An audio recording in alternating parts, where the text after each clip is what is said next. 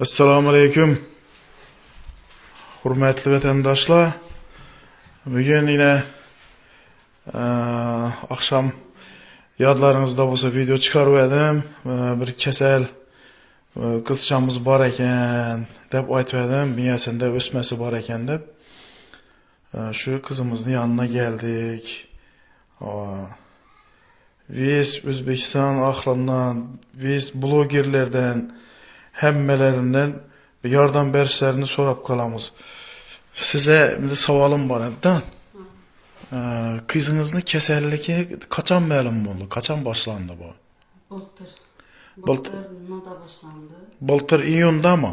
Iyunda başlandı. Keyin töp taptık bize. Ava. İlacı yok böyle töp taptık. Aha. Şu yaxan çığıt verdik. Bitta azgina özgarish bor edi-da, baharda keyin yana qo'zg'adim bilmayman, yaxan test etmedimi. Keyin doktora borsak, doktorda MRT tushirganda shunaqa nazarchini berdi. Ava. Keyin MRT tushsa, уже o'ng tarafga yurish etgan dedilar-da. O'ng tarafi. Test etmaganda bo'ladi. Rossiyada bilan Ukrainada shuni aparat bor ekan götürdüm. Ukrainada ya Rossiyada? Ha. Şunu azgina yardım berseniz deb murojaat etdik. Endi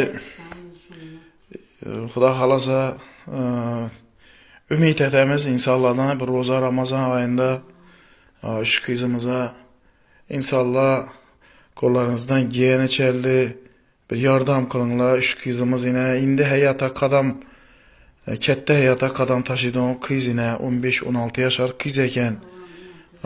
Bir farzandni katta qilib oyog'iga yetiraman deyinsangiz, ne bir azaplarni, qiyinchiliklarni ko'rasiz. Hech kimni Alloh farzand bilan siynamag'ay. Xudoyim opasini qisini o'tirtdi.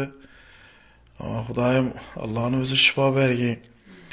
Barcha blogerlardan iltimosim, barcha blogerlardan Furqat Ro'zmetov va Shuhrat Turfa Alam kanaliniki barcha O'zbekistonimizning blogerlarini iltimos qilib qolar edim. Shu qizchamizni shifo topishida yordamlaringizni ayamaysizlar degan umiddamiz. Xalqimizdan iltimos qilib qolamiz. Xalqimizdan Xudo xolasa kartasini qo'yamiz.